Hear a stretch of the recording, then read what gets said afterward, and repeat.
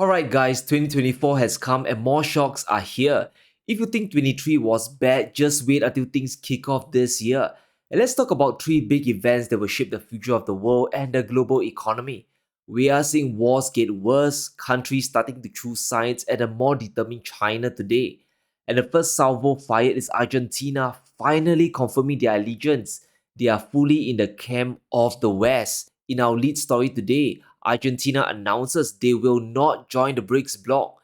He has reversed the previous Argentine president's move and wasted Brazil's effort. In his letter to BRICS, Milei told them that the timing was not right, that his approach to foreign policy was very different. In other words, Argentina is now hand in hand with Washington. Remember Milei's election promise? He only wants to work with democracies and not communist countries like China. But here's the funny thing. Milei wants to intensify bilateral ties to increase trade and investment flows without joining the group. I think that's wishful thinking. You can't have it both ways. You can't suddenly break away from BRICS and then expect record trade and money to pour into Argentina.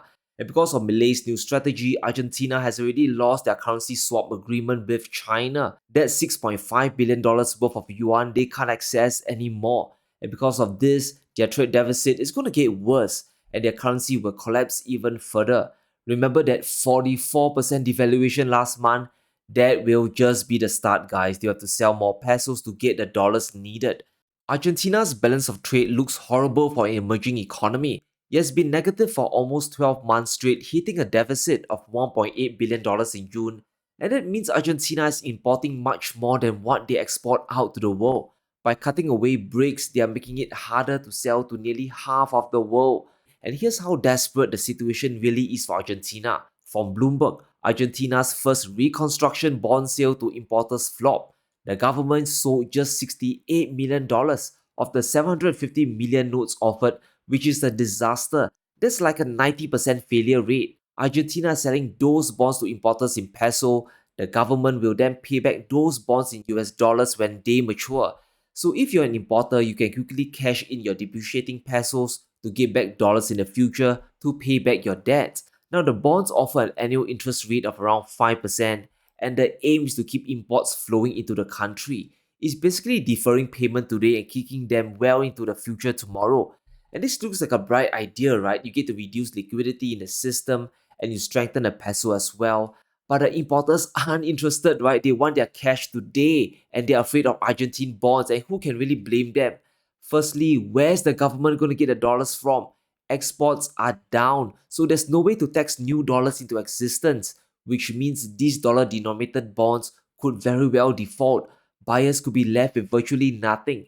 Secondly, suppliers, they want cash. They want to be paid today and they won't accept Argentine bonds as collateral, right? A 5% interest rate is nothing when short-term US treasuries are paying 4 to 5% risk-free. The US government can simply print up dollars to pay back bondholders, but Argentina simply can't. That's the big difference. And the bad news keeps stacking up for Argentina. Milei wants to privatize a big part of the economy, and that means massive layoffs are coming. 5,000 government workers have already been laid off. He's now running to a fight with the unions, and oh boy, a big strike is coming for Argentina later this month. The unions are protesting against Milei's reform to deregulate the economy. And on January the 24th, workers across the country will sit back and relax. They won't go to work anymore.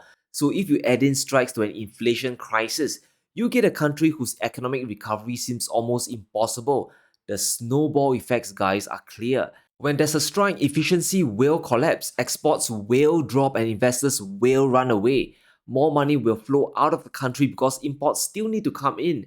And if things get bad enough, Argentina could default on their dollar debts again. So this is Twilight Zone economics. They need a constant stream of USD to survive, and since BRICS is cut away, their only savior left is the United States.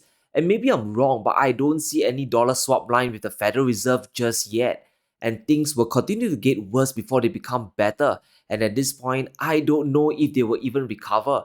Milei's playbook is very bizarre. It doesn't really make much sense. And here's a great example of what I mean.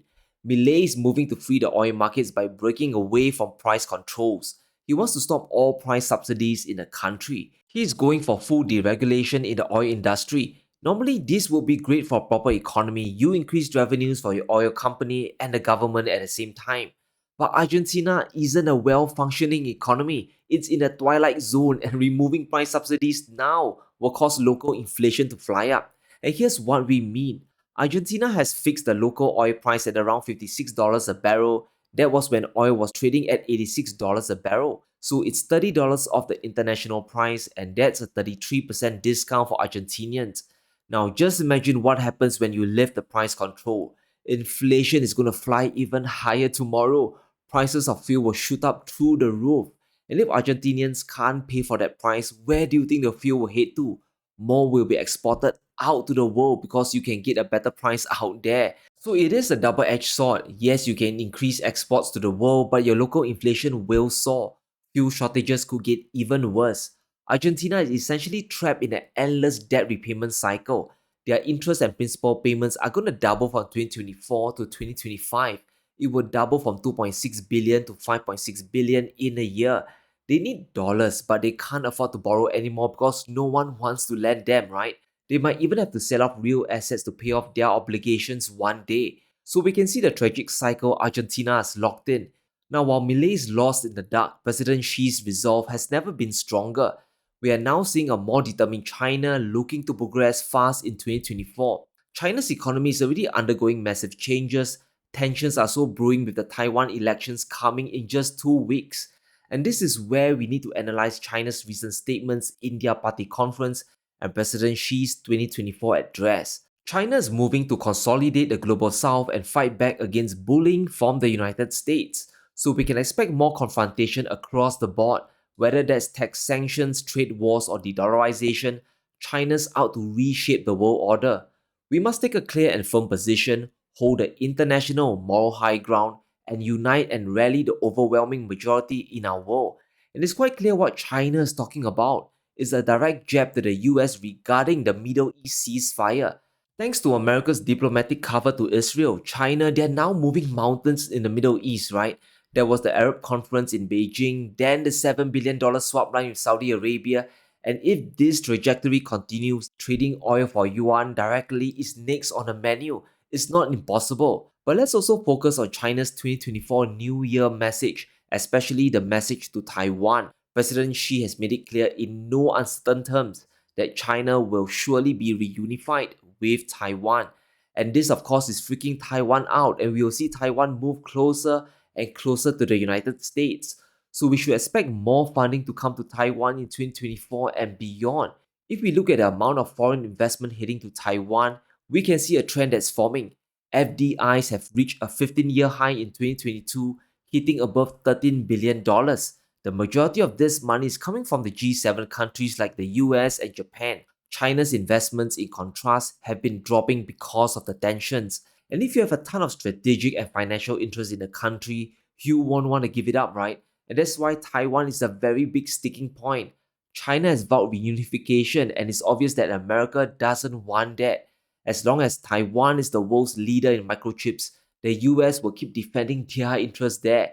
Biden has also made a promise to Taiwan. If China moves in, US forces will defend the island. Now, I don't think China, they'll just go crazy and launch a D-Day, right? But if a conflict was to happen between the US and China, this would probably be it. And let's just hope that Pelosi, she stops flying all the way to Taiwan, right? If she keeps visiting the island, then all bets are off. But let's shift gears to the Middle East now because the war there is still alive and well. It's growing fast and escalating out of control. We know there's the US-led coalition there to keep the peace in the Red Sea, right? However, the opposite has happened. There are now more attacks, and those attacks are getting more and more brutal. So the Houthis launched an attack on a Maersk container ship, and the US Navy has taken them out. They have sunk 3 Houthi boats.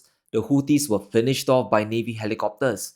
Now, this incident freaked out Maersk, and they're halting all vessels transit through the Red Sea for 48 hours. And this is where I need to add some context here. US warships were supposed to escort the vessel through the Red Sea when it got attacked. So it's obvious that the Houthis don't really care about the naval escort. They vowed to attack the ships, and they attacked indeed, right? Things are escalating fast and global supply chains are now at risk of breaking. There's no way any captain will want to sail through the Yemen Strait towards the Suez now. And if you think the escalation is done, I have even worse news for you. The United Kingdom, the UK, is now getting involved in this mess. From the Telegraph, the UK is drawing up plans with the US for potential military strikes on the Houthis. The defense minister is willing to act to deter threats, so they could be adding Yemen to the list. The US has struck Syria, they have struck Iraq, and very soon they might bring the fight to the Houthis. And this is what happened when you keep refusing a ceasefire.